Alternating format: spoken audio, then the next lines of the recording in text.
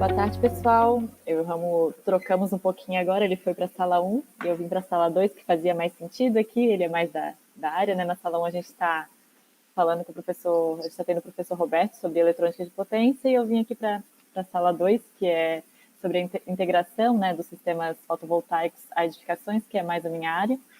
Então, a gente está aqui com a Clarissa Zomer, a Clarissa é pesquisadora, né, no grupo Fotovoltaica da UFSC, aqui de Florianópolis. Ela vai falar um pouquinho, então, para a gente sobre essa integração. E ela tem também, espero que ela conte um pouquinho sobre as novidades que estão acontecendo lá no grupo Fotovoltaica, né, que eu sei que ela está bem por dentro aí. Tem umas novidades, vou deixar ela contar para vocês, então. Boa tarde, Clarissa. Boa tarde. Primeiramente, queria agradecer a oportunidade de estar aqui falando sobre esse tema, que é um tema que eu gosto muito, que é a integração de módulos fotovoltaicos na arquitetura. Eu trabalho com isso desde que eu estava na graduação, já são 17 anos trabalhando na área. E eu me formei na UFSC, né, em arquitetura e urbanismo. Em seguida, fiz um mestrado e um doutorado na UFSC também, na área de engenharia civil, focado na integração fotovoltaica na arquitetura. Durante o meu doutorado, eu fiquei 1 ano em Singapura, e essa casa que ilustra a capa, né, da minha apresentação é uma casa de Singapura, que foi um dos objetos de estudo do meu doutorado. Então, vocês vão ver ela mais para frente também, porque eu quero falar um pouquinho desse sistema. Tá, então, por que a gente vai falar, né, de integração na arquitetura? Por que eu acredito tanto nisso? Se a gente for olhar para o consumo de energia no Brasil, 45% de toda a energia, ela provém dos setores residencial, comercial e público. Isso está no Balanço Energético Nacional. Então, o que significa isso? Significa que esses setores, eles consomem energia em edificações. Então, são edificações residenciais, comerciais e públicas que estão consumindo energia. Essas edificações, elas consomem energia tanto durante a fase de construção, quanto durante todo o seu ciclo de vida, né? Todo o seu tempo útil de utilização. Então, convém pensar em sustentabilidade, né? Hoje em dia a gente está vendo isso em vários setores. E na edificação, a gente pode agregar tanto na arquitetura, que ela pode ser uma arquitetura mais eficiente, através de estratégias bioclimáticas, por exemplo, quanto trazendo uma fonte renovável para gerar essa energia tão necessária, né? E dentre todas as fontes renováveis, a energia solar ela se destaca, porque ela pode ser incorporada às edificações como um material de vedação, como um elemento sobreposto, ou inclusive substituindo o material existente. Então, quando a gente traz a geração energética para a edificação, a gente tem uma série de vantagens, né? Uma delas é trazer a geração junto ao ponto de consumo.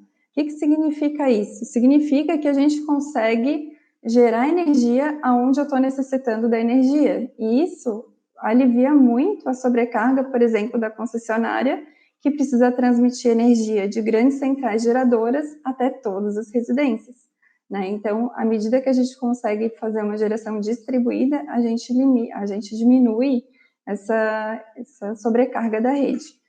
Com essa redução, né, trazendo essa energia mais perto, a gente tem também uma redução de perdas energéticas, né, as perdas por transmissão e distribuição de energia.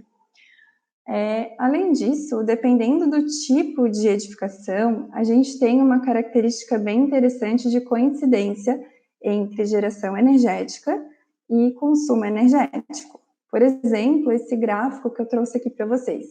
Nesse gráfico, a gente tem 3 linhas. Eles se referem a um sistema de 1 mega instalado na Eletrosul. Mais para frente eu vou falar também desse sistema.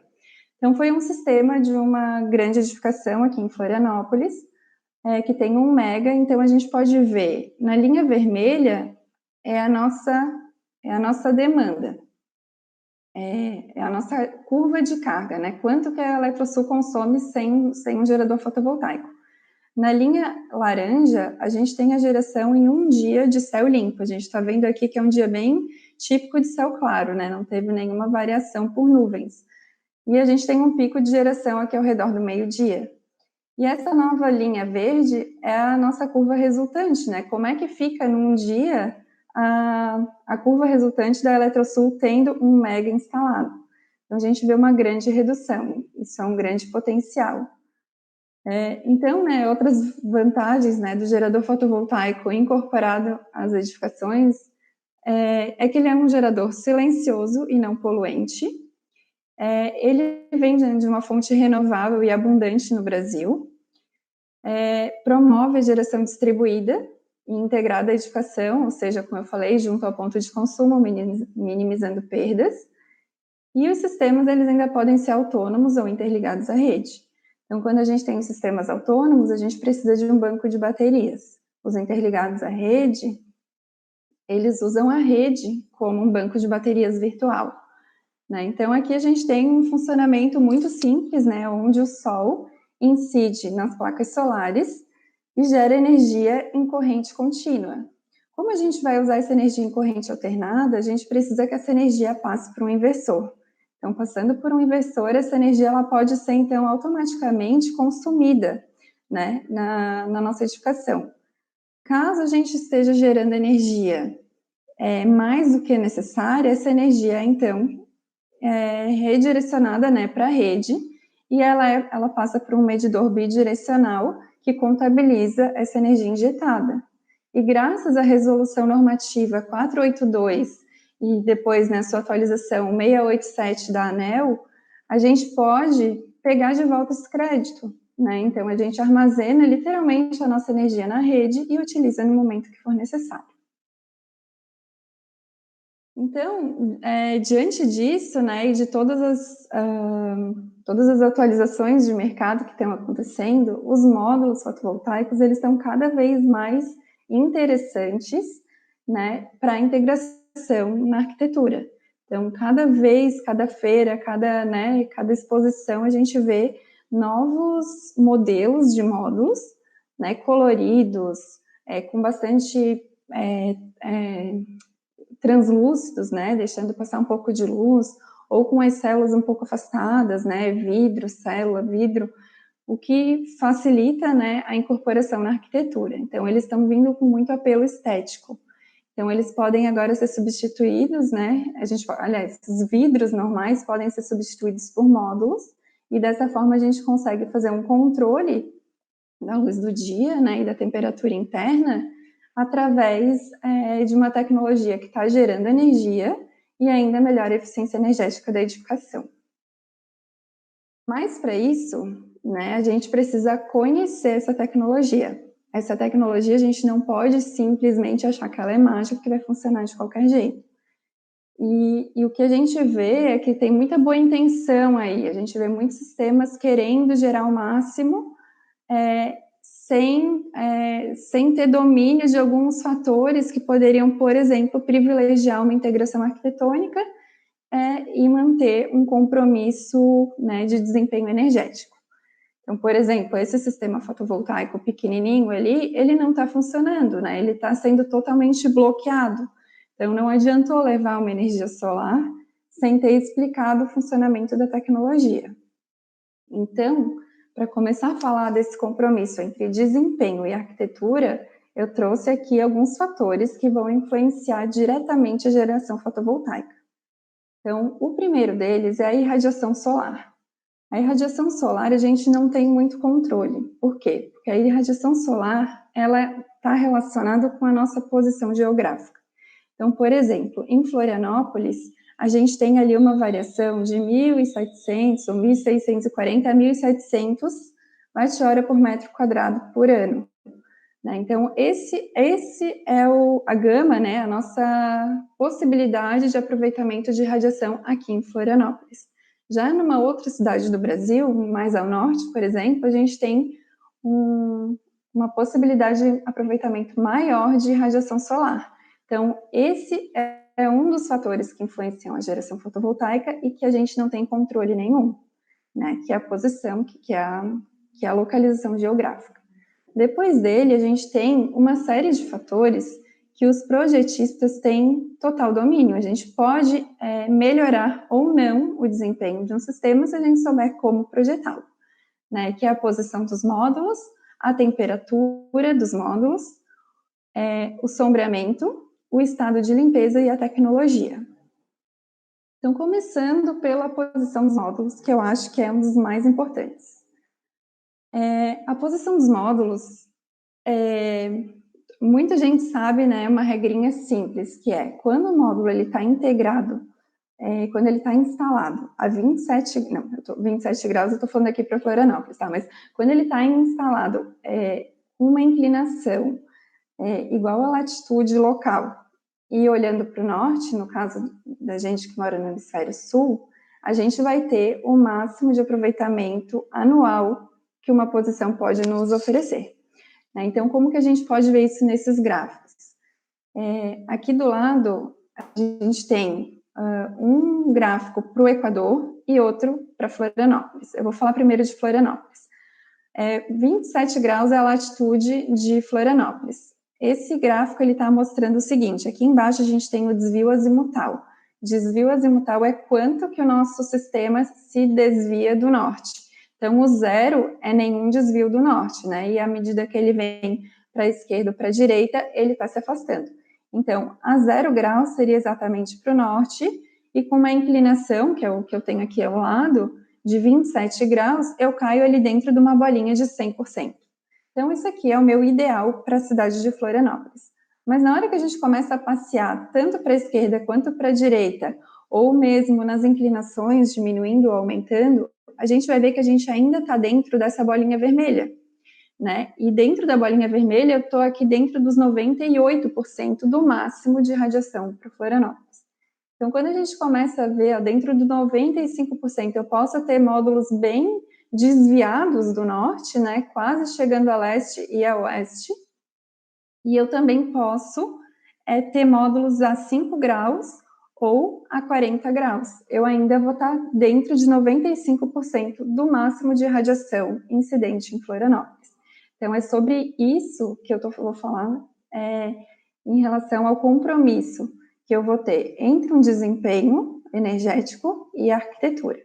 Aqui do lado, eu tenho um gráfico agora, né, um ábaco para o Equador. Então, no Equador, a gente tem uma latitude igual a 0. Então, eu trouxe esses dois para a gente ver como cada cidade vai se comportar de um jeito diferente. À medida que eu me aproximo do Equador, a minha orientação, ou seja, o meu desvio azimutal, vai perdendo a importância. Lá no Equador, tanto faz se eu estou olhando para norte, sul, leste, oeste, é tudo igual. E se eu estivesse numa latitude 5 graus, eu estaria bem parecido com esse gráfico aqui do Equador. Em relação às inclinações, no Equador, né, quanto mais baixo, melhor. Quanto mais plano o módulo, melhor. Porém, se eu estiver aqui com 15 graus de inclinação, eu ainda vou estar recebendo 98% do máximo de radiação incidente no Equador. Então, esse gráfico, que eu estou até me demorando nesse slide, é porque ele é o mais importante. Ele mostra a grande flexibilidade de posição que a gente tem, nós arquitetos projetistas temos, na hora de projetar um sistema fotovoltaico, principalmente os integrados em edificações, que têm suas próprias limitações. Então, esse gráfico que eu mostrei é quando a gente quer o máximo de radiação no ano. Mas pode ser, né, dependendo da demanda, que a gente tenha um interesse de maximizar a geração ou no verão ou no inverno. E nesse caso, a gente também pode trabalhar com outras posições, né? Então, por exemplo, aqui a gente tem duas edificações onde a gente tem um sistema bem inclinado e um sistema bem horizontal. Então, quem é que vai ser beneficiado no verão? No verão, a trajetória solar, ela passa bem lá atrás, lá em cima, né? Então, a gente diz que o raio solar é bem alto e bem perpendicular. Então, nesse caso, a superfície horizontal é a que vai receber mais irradiação. Então, se eu tiver uma edificação que eu tenho um consumo muito acentuado no verão, pode ser mais interessante para mim não trabalhar com a latitude local, mas sim trabalhar com uma latitude com uma inclinação mais horizontal. E já se eu tenho o contrário, uma edificação que recebe, por exemplo, um hotel que recebe muitos hóspedes no inverno, tem um alto consumo de energia no inverno. Então pode ser, né, no inverno, minha trajetória solar é essa linha daqui, ó, que eu estou passando o mouse. Então, nessa linha, eu tenho uma maximização de geração se os meus módulos estiverem mais inclinados. Né? Lembrando que os módulos eles geram mais energia quando o raio incide mais perpendicularmente. Bom, outro fator que influencia bastante a geração é a temperatura. Então, o que acontece? Quando os módulos estão operando, se a gente tem um aumento da temperatura, a eficiência dele tende a diminuir. Né? Então, dependendo da tecnologia, a gente vai ter algumas tecnologias que reduzem mais e outras reduzem menos com o aumento da temperatura. Então, como projetistas, o que a gente pode fazer? A gente pode escolher a tecnologia que esteja mais adequada ao clima, né? Por exemplo, climas quentes, algumas tecnologias desempenham melhor do que outras. Climas frios, outras se destacam. Ou a gente pode também promover a ventilação, na verdade o ideal é fazer as duas coisas, promover a ventilação sobre os módulos. Né? Por exemplo, nessa instalação que fica lá no fotovoltaica, a gente colocou uma telha metálica, sanduíche, branca, e acima dela a gente colocou os módulos. E os módulos eles têm um afastamento de 10 centímetros em relação, né, em relação à telha. E com esses 10 centímetros, a gente garante uma ótima ventilação sob eles e o aquecimento deles acaba sendo bem minimizado. Outro fator que a gente tem que cuidar é a relação do sombreamento, em relação ao sombreamento. Então, módulos sombreados, eles perdem muito desempenho. Então, na hora que a gente está fazendo um projeto, é interessante fazer uma análise através de modelos tridimensionais, é importante conhecer o entorno, e evitar colocar os módulos lá onde tem sombra. Né? Mas e se for inevitável, o que a gente pode fazer? Se for inevitável, a gente tem que olhar para os momentos mais críticos, e daí eu mostro aqui uma máscara solar com máscara de sombreamento junto. Então, é um diagrama solar com máscara de sombreamento. Eu consigo ver exatamente, através desses quadradinhos, quais são as horas do dia e do mês que eu tenho sombra. E aí, com isso, a gente consegue projetar o sistema de forma que módulos sombreados permaneçam juntos, né? E assim não aconteça o que eu tenho aqui embaixo, que é quando uma sombra acaba comprometendo toda a geração daquele módulo. Outra questão aqui do assombramento, que a gente também pode trabalhar, é a questão dos microinversores, né? Então, a gente também pode isolar sistemas que estão sombreados num momento crítico, com um microinversor, e deixar o restante do sistema com outros microinversores, né, no caso, para a gente ter daí uma maximização da energia. Outro fator que vai influenciar é o estado de limpeza. Então, o estado de limpeza ele está relacionado ao acúmulo de poeira sobre os módulos. Então, o que a gente faz para não precisar limpar tantas vezes, né, não ter que fazer uma manutenção e garantir que a água da chuva seja suficiente? A gente evita colocar os módulos totalmente horizontais. Apesar de não ter tanta perda energética, como eu já mostrei para vocês, a gente tem um acúmulo de sujeira que daí reduz sim o desempenho. Então, nesse caso, é interessante colocar uma inclinação aí de 5 graus, 10 graus, que vai garantir, então, que a água da chuva leve embora a sujeira. E o último fator que eu trouxe aqui é a tecnologia fotovoltaica. A tecnologia fotovoltaica, ela está relacionada ao material de que o módulo é feito. Então, aqui nessa imagem, eu estou mostrando para vocês 7 tecnologias de módulos, que são todas elas têm a mesma potência instalada. Então, o que está mudando aqui? Todas elas têm 10 kW-pico. Isso aqui é um módulo de avaliação instalado junto à usina Cidade Azul, que fica na cidade de Tubarão. E esse módulo de avaliação ele tem replicado em 8 cidades do Brasil. É um estudo lá de fotovoltaica para avaliar o comportamento das tecnologias em relação às variações climáticas. Então, nesse caso aqui, o que vai mudar, né? Cada tecnologia, se vocês olharem bem, cada uma está ocupando uma determinada área. Então, quando a gente olha lá para a tecnologia monocristalina, ela está usando esse tanto de área aqui. Já a tecnologia de silício amorfo é essa aqui. Então, para produzir, né, para instalar a mesma potência instalada, eu precisei 3 vezes mais de área do que a de silício monocristalino. Então, quando alguém pergunta qual é a diferença de um módulo eficiente ou mais eficiente, é isso. O módulo mais eficiente, nesse caso aqui é o monocristalino, ele é mais eficiente porque ele gera, né, ele atinge a mesma potência instalada com uma menor área. Então, ele opera, ele tem mais eficiência. Aqui atrás, só de curiosidade, tem um concentrador fotovoltaico. Ele precisa de menos área ainda, porém, ele não é adequado para integração arquitetônica, porque o concentrador, ele trabalha com lentes que precisam estar sempre perpendiculares ao Sol. Então, ele precisa estar sempre seguindo o Sol em todas as direções. Então, a gente, né, colocar uma coisa dessa em cima de uma edificação é muito mais complexa do que colocar um módulo fixo, que pode muito bem substituir uma telha, né, ou ficar sobre uma telha. Bom, então, como que a gente traz isso para edificações? Nas edificações, a gente trabalha com 2 termos, né, que vem do inglês, o BAPV e o BIPV. No BAPV, a gente chama, né, de os Building Applied PV System, que são sistemas aplicados a uma edificação. Geralmente são sistemas que a gente fala retrofits, né? Já existe a edificação e a gente traz um sistema fotovoltaico para aquela edificação. Em geral, a orientação e a inclinação são diferentes, né? E a gente tem, e ele não está substituindo o material de vedação.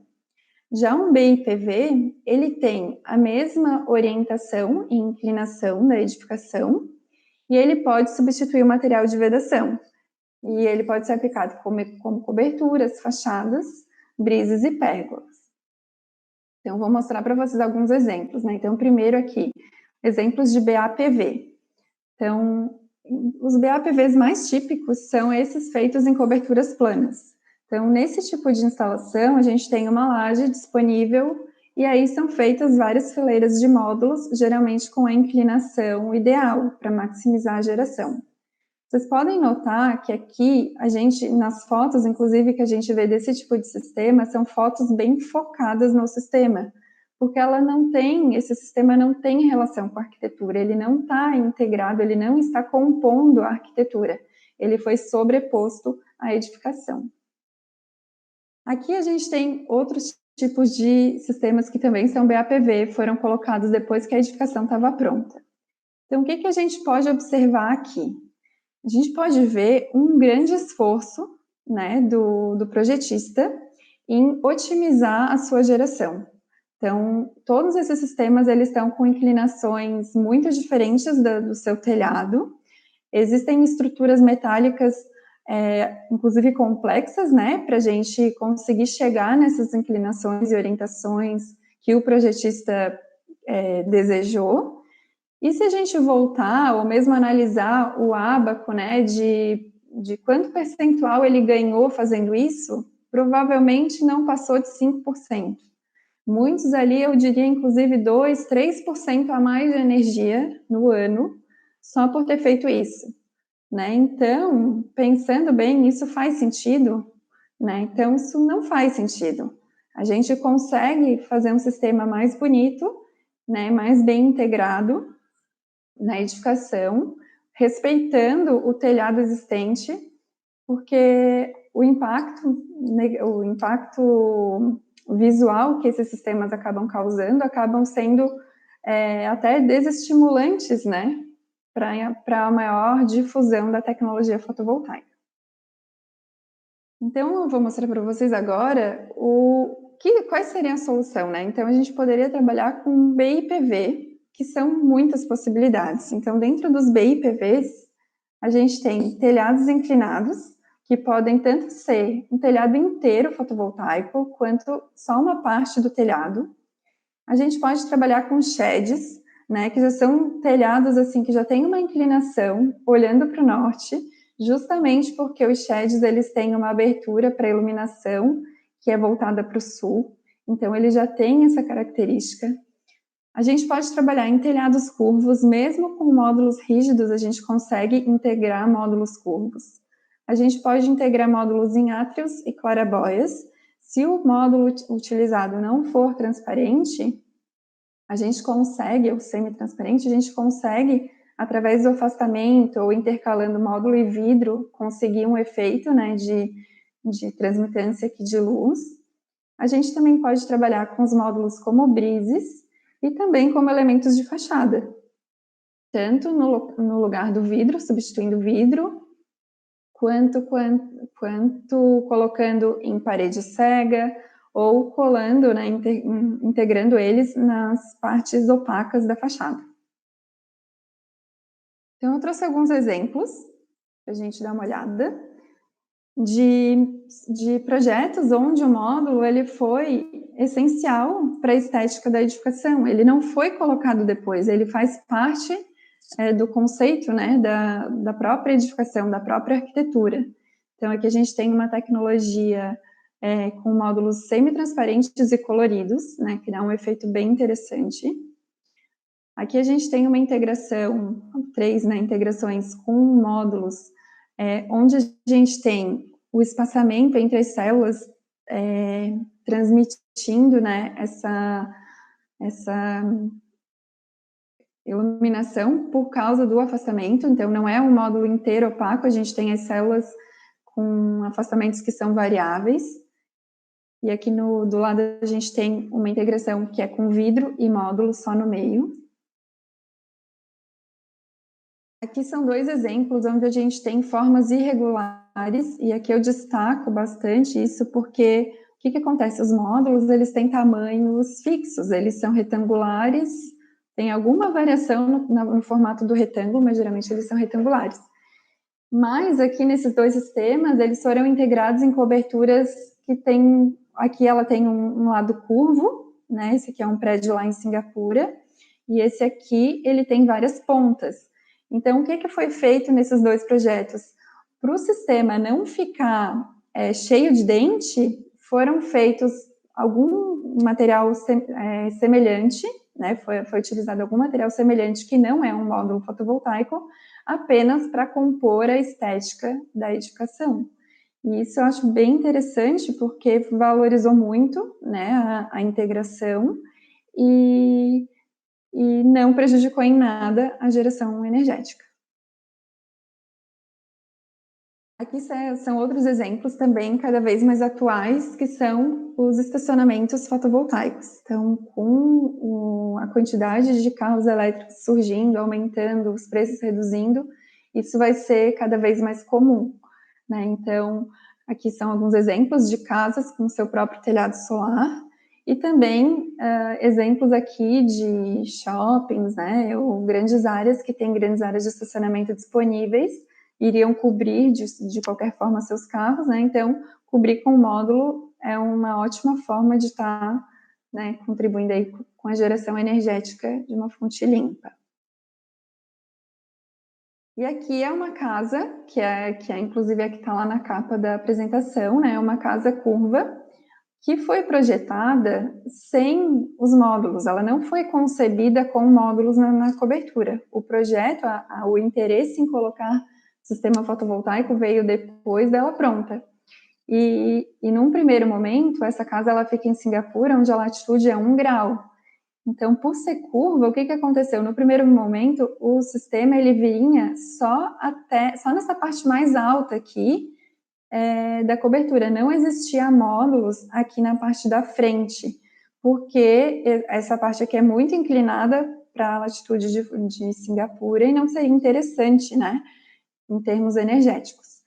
E aí vem a questão do compromisso entre forma e função, né? Os moradores acharam estranho quando ficou sem aquela fileira e falaram, não, pode colocar que a gente prefere que fique tudo, né, mais estético, que fique mais bonito, não tem problema que vai gerar um pouco menos. Já eu falo das perdas, né? Então, quando a gente olha, né, esses projetos que têm esse compromisso estético, o que acontece com as perdas energéticas?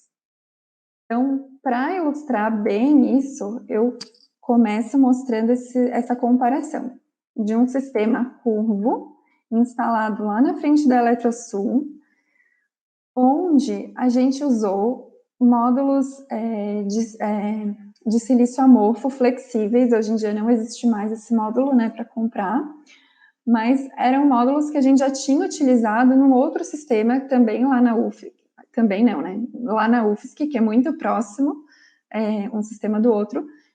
Então, aqui a gente tinha módulos da mesma tecnologia instalados a 27 graus olhando para o norte, que é o que a gente chamou de sistema de referência.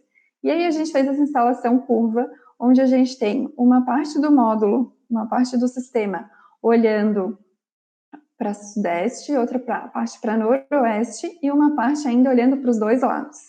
Então, são 3 inversores. Então, o que a gente queria com isso? A gente queria trazer uma proposta diferente de integração e depois avaliar o impacto dessa nossa decisão. Então, nesse momento, a gente não tinha ainda noção de quanta energia a gente estaria perdendo, né? E o que aconteceu?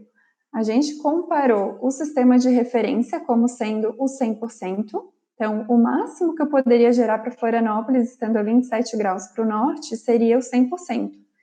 E cada linha dessas representa uma linha, uma parte daquele sistema curvo. Como eu falei, eram 3 inversores, então a gente chamou aqui de 1, 2 e 3, e o planta piloto são os 3 juntos. A gente pode ver que, apesar do sistema de referência ser idealmente orientado para Florianópolis, teve momentos em que o sistema curvo da Eletrosul gerou mais energia do que o sistema da UFSC, né? Então, isso chamou a atenção, porque justamente aqui nos meses de verão, o sistema curvo gerou mais energia. E aí, olhando para todo esse período analisado, a gente viu que o sistema curvo gerou 15% menos energia do que o sistema idealmente orientado. E aí, isso foi daí que a gente começou. Esse sistema foi projetado em 2009, e aí que a gente começou a entrar mais nessa tecla do compromisso, né? Bom, a gente fez um sistema bem diferente, ele é fora daquele padrão 27 graus a norte para Florianópolis, ele é curvo, ele olha para orientações não ideais, ele tem uma inclinação não ideal, e ele teve uma redução de apenas 15%. Então, isso a gente viu que foi uma redução pequena diante da inovação arquitetônica do projeto.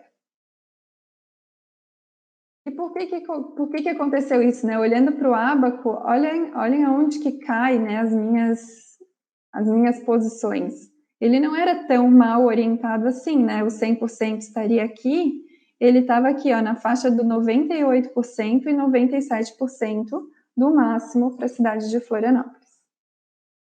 Outra comparação foi feita em Singapura. Então, aqui foram 3 sistemas, isso foi uma parte do meu doutorado, onde eu analisei, né, o desempenho deles parte por parte, cada subsistema, cada inversor, como é que ele se comportou.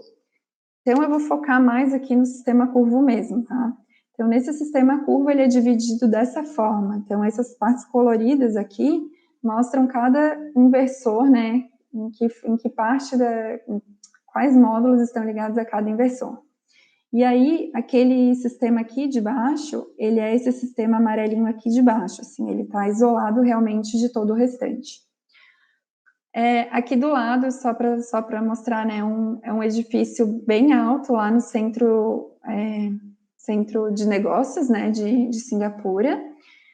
E aqui é um sistema curvo com uma inclinação bem pequena, então ele é o mais idealmente orientado para Singapura. Esse aqui ele tem uma inclinação meio alta para Singapura, e esse aqui tem essas variações todas da curva. Então, quando a gente comparou o desempenho desses 3 sistemas, o que chamou mais atenção foi que aquele sistema, né, que é esse terceiro azulzinho, que era o mais idealmente orientado, ele apresentou os menores yields. Ele não foi tão bom assim. Já o sistema curvo, ele apresentou yields muito bons, com performance ratios também muito boas, né, taxas de desempenho muito boas. Inclusive, a sua média, né, ficou 84% de PR, enquanto a média do sistema segundo ali foi 78%, e a média do terceiro foi 81. Então, ele teve a melhor PR de todos. E em relação a yield médio, ele também apresentou o yield melhor do que os demais. E aí, aqui, ó, eu mostro para vocês aquele sistema que estava mais mal orientado, né, da casa curva, que foi o que os proprietários falaram, não, pode colocar que não tem problema, se gerar menos. Ele realmente gerou muito menos, ele está aqui embaixo, ó. Mas o impacto dele, no todo, não foi tão grande. E agora, última comparação, né, entre essa questão de fazer um sistema não tão idealmente orientado com sistemas idealmente orientados, eu trago aqui uma análise bem recente que a gente fez lá no nosso laboratório. Então, esse aqui é o fotovoltaica. Então, aqui a gente tem os nossos sistemas integrados em edificações, nenhum é idealmente orientado. Eles olham para o norte, mas nenhum está a 27 graus. Então, esse sistema curvo, ele varia bastante, inclusive essa parte aqui está olhando um pouquinho para o sul, 4 graus mais ou menos. Aqui a gente tem um estacionamento que está olhando para o oeste. Aqui a gente tem um sistema olhando para o norte, mas com uma inclinação de 6 graus. E aqui a gente tem uma cobertura quase horizontal, que é para o nosso carregador do ônibus. Então, comparando o desempenho dos sistemas BIPV, né, que são esses 4 que eu mostrei, com todos esses sistemas em solo que a gente tem, que estão né, idealmente orientados, 27 graus ao norte, a gente viu essa variação aqui embaixo, ó. Os sistemas idealmente orientados são a linha azul e os sistemas BIPV são os sistemas em laranja. E a gente viu uma redução de apenas 11% em todo esse período, que foi um período de 31 meses que a gente fez uma análise. Então, o yield dos BIPVs foi apenas 11% menor do que os sistemas idealmente orientados. Então, isso tudo é para a gente, né, arquitetos, projetistas, terem mais segurança na hora de fazer um projeto e saber que esses sistemas, né, eles geram, sim, bastante energia e que a gente consegue atingir esses compromissos de forma e função. Em relação a será que é confiável, né, acredito que hoje em dia já muita gente já esteja acreditando. A gente tem aqui um exemplo que está em operação desde 1997, então ele já tem mais de 20 anos, e ele está instalado na UFSC, no prédio da Engenharia Mecânica. Ele ilustra também o livro Edifícios Solares Fotovoltaicos, quem tiver interesse pode fazer o download no nosso site. Outro sistema de grande porte, né, que também vem mostrar que é confiável, foi esse sistema de 1 mega da Eletrosul, foi o primeiro sistema, foi o maior sistema do hemisfério sul, integrado à edificação, então ele tem cerca de 450 kWp instalado na cobertura e o restante está instalado nos estacionamentos. E a gente também trabalhou no projeto Estádios Solares, e o Mineirão foi o destaque, né, onde 6.000 módulos fotovoltaicos foram instalados e está em operação desde 2014. Em relação ao preço, né, muitas pessoas questionam se não é caro demais.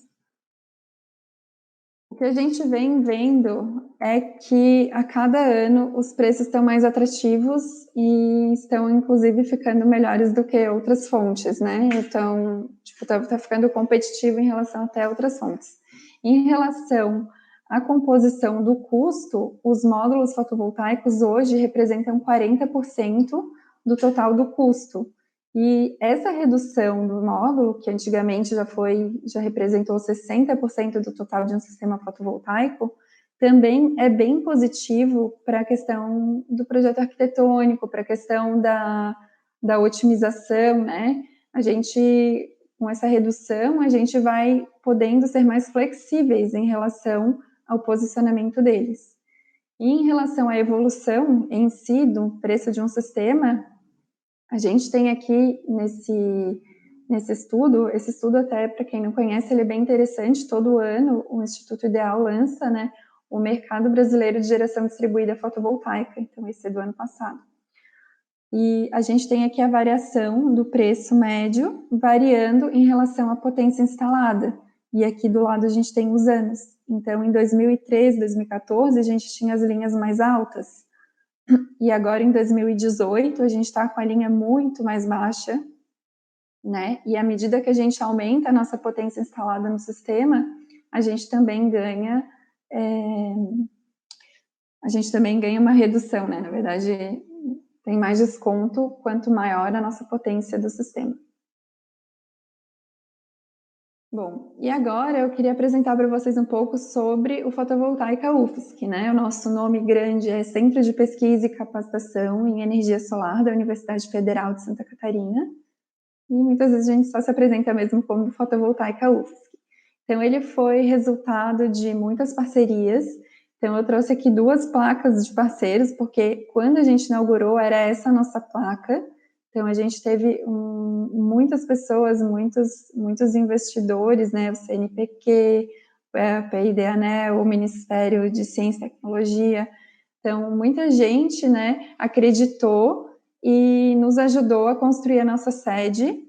E hoje em dia a gente já tem muito mais, né, parceiros que ou entram com alguma doação de algum módulo, ou uma troca, ou um investimento mesmo.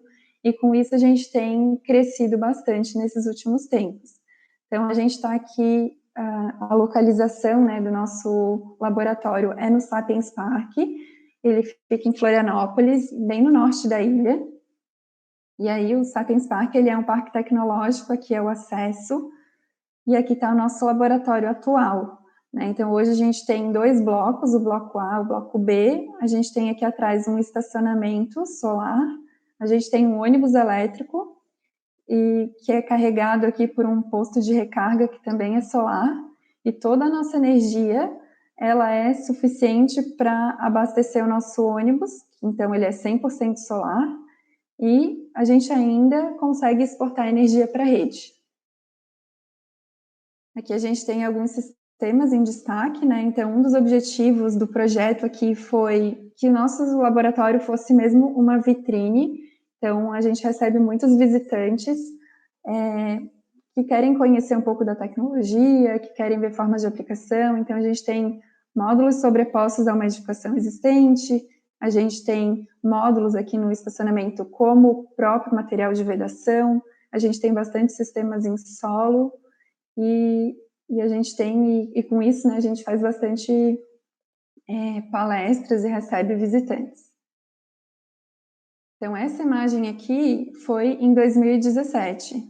Em 2020, a gente já ampliou o nosso número de instalações, vou destacar aqui algumas novas. A gente tem postes aqui, com um módulo fotovoltaico, são 5 postes. A gente colocou um pergolado, que era de policarbonato, aqui, que cobre a nossa... Aqui tem uma churrasqueira, tem uma copa aqui do lado, então aqui do lado a gente cobriu com módulo fotovoltaico, um pergolado, e substituiu, então, né, o policarbonato anterior. Aqui nessa fachada são 2 estudos, né, comparativos, então aqui a gente tem uma fachada com 4 módulos estanque, e do outro lado uma fachada ventilada, então a gente está conduzindo vários estudos comparativos entre esses módulos em fachada. Aqui a gente tem um estudo de telhas, que foi uma parceria com a Eternit, então eles doaram, né, esse sistema aqui, que são telhas de fibrocimento com integração fotovoltaica. Aqui já nem está aparecendo, a gente já tem um outro sistema instalado, que vai aparecer numa outra foto. E aqui a gente tem 2 sistemas independentes que funcionam com um tracker. Então, esse sistema aqui está sempre seguindo o sol. Então, aqui nesse momento, de manhã, eles estão, né, virados para o leste. Essa fachada aqui também recebe sol só durante a manhã. E aí a novidade é que a gente já estava, né, a gente já estava pensando, né, há um tempo em expandir o fotovoltaica, e ano passado surgiu uma oportunidade com a Eletrobras. Em dezembro eles lançaram uma chamada promovida, né, pela Eletrobras, que era para chamar projetos que fossem de energia zero e que tivessem uma série de requisitos. E aí a gente aproveitou esse momento para inscrever esse projeto, que eu vou mostrar um pouquinho para vocês. Então, a gente está pensando, né, a gente projetou, né, um prédio novo ao lado dos prédios existentes.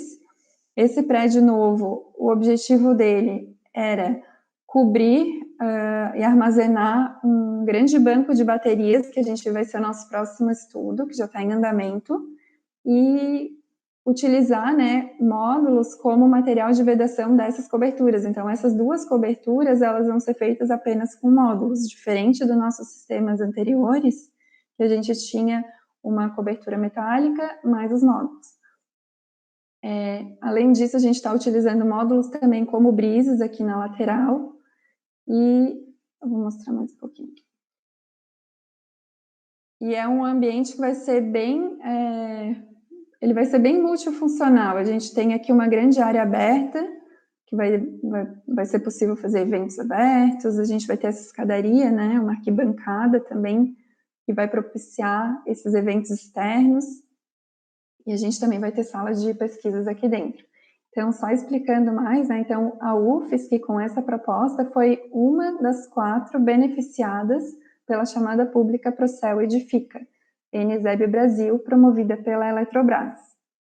Então, o que são NZEBs, né? São edificações de alta eficiência energética com geração distribuída associada de fonte renovável que alcancem um balanço anual energético próximo a zero.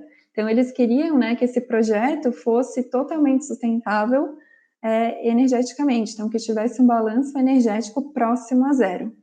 Já eu mostro para vocês os nossos números.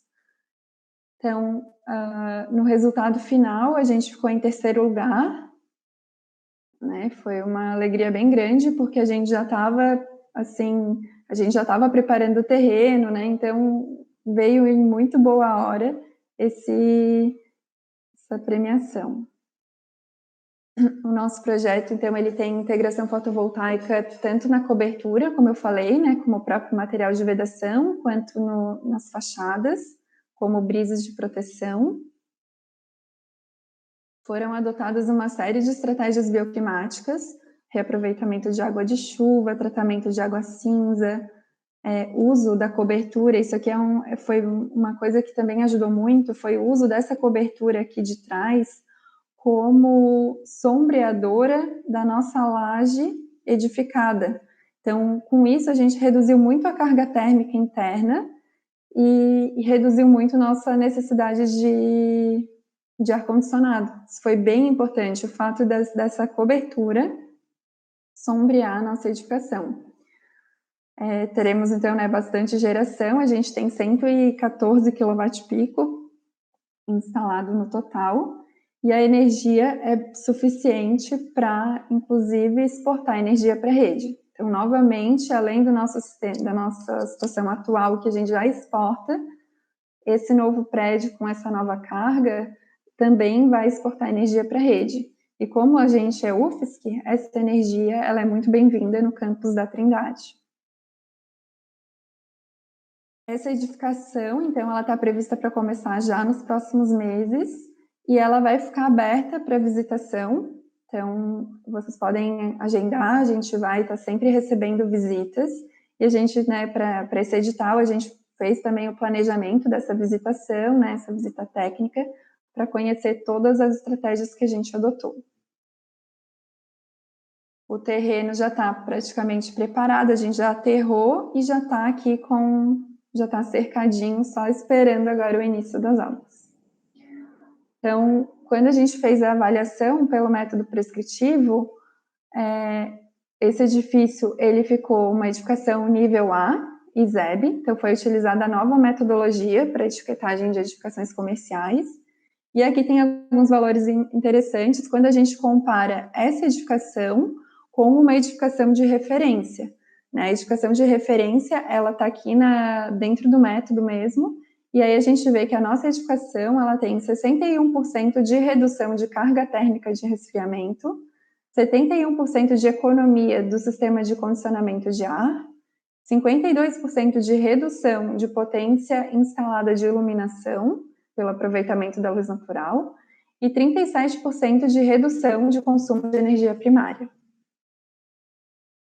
E só para encerrar, então, eu queria só deixar uma mensagem de que para que a gente consiga, né, que esses sistemas fotovoltaicos sejam comprometidos, né, apresentem bons compromissos entre desempenho energético e estética, né, é importante que arquitetos, engenheiros civis, engenheiros eletricistas e empresas executoras trabalhem juntos em busca das melhores soluções. Só assim a gente consegue manter bons desempenhos energéticos e fazer projetos bonitos, agradáveis, né, que sejam também estéticos. Obrigada. Fico disponível para perguntas, caso houver. Muito obrigada, Clarissa. A gente que é aqui de Florianópolis, né, que conhece a UFS, que conhece o trabalho do fotovoltaico, fica bem feliz com esses novos projetos, né? Eu acho que acabam trazendo mais estímulo, né, para quem pesquisa na área, né, ter essas oportunidades de testar novos sistemas, novos modelos, né? Então é bem legal. A gente tem uma pergunta aqui, um comentário com uma pergunta. Na verdade, esse comentário ele chegou antes da palestra. Então, eu vou só passar aqui. O José Mário, né, mandou. Sistemas existentes de fotovoltaicos não permitem, muitas vezes, arquiteturas mais arrojadas para edificações. Eu acredito que com a tua palestra agora, talvez ele já tenha mudado um pouquinho, né, esse conceito, que a gente, aliando os dois, consegue sim, né, fazer uma estrutura curva, fazer alguma coisa com pontas, dá para fazer, né, essa combinação. E ele perguntou aqui como é possível contornar essa situação, né?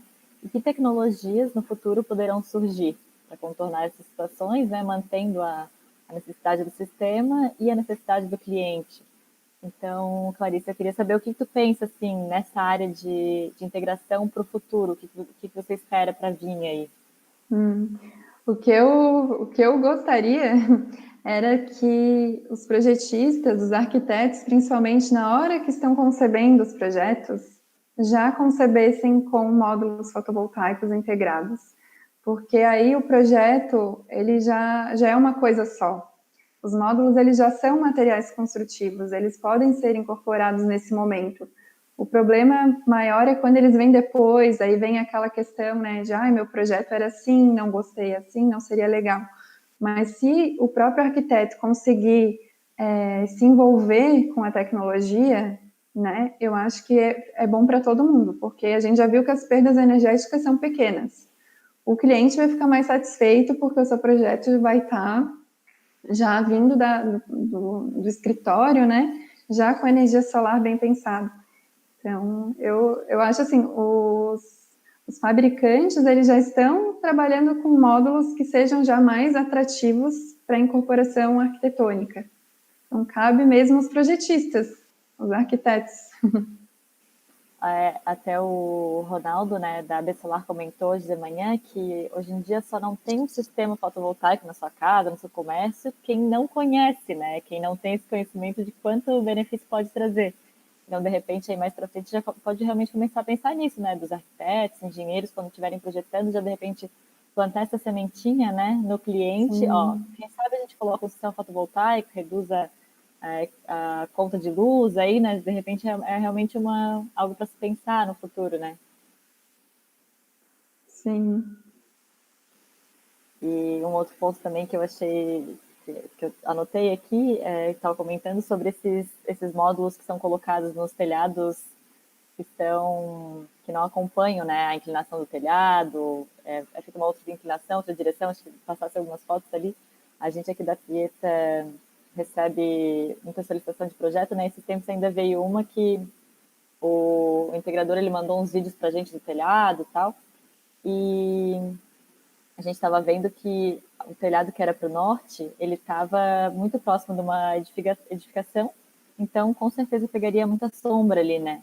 Então, acho que cada caso é um caso, né? Assim, tem que ser analisado separadamente. Se dá para deixar apontado para o norte, com a inclinação correta, beleza, vamos fazer.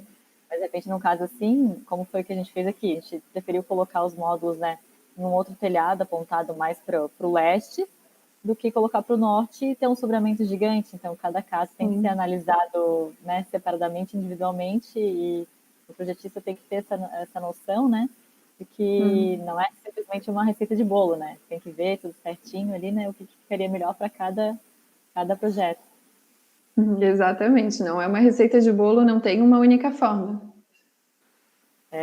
Até essa questão de virar os modos, tal, né? Além da estética, tem também assim e a carga de vento, né? O vento, se a gente Uhum. deixa uma área muito grande exposta, né, em cima da Sim, edificação, vai ter uma área muito grande para bater um vento ali, aumentar essa carga que muitas vezes a estrutura não foi projetada para aquilo, né? Então, colocando os módulos certinhos ali no telhado, fica mais tranquilo, assim, né? com certeza. Aqueles exemplos que eu mostrei no início lá, com certeza podem sofrer com vento, né? Eles estão muito expostos. Sim. Então era isso, Clarice. Eu gostaria de agradecer muito, né, essa presença. A gente está sempre buscando aqui mostrar o que a gente está aqui pertinho, né, em Florianópolis. Então a gente ficou muito feliz com a Uhum. participação do Fotovoltaica, né? A gente sabe que é uma instituição, né, um laboratório muito reconhecido, né, nessa área. Eu gostaria de agradecer a sua presença aqui no Summit Solar, em nome do Summit, né, e da Pieta. Obrigada, também agradeço. Foi um prazer.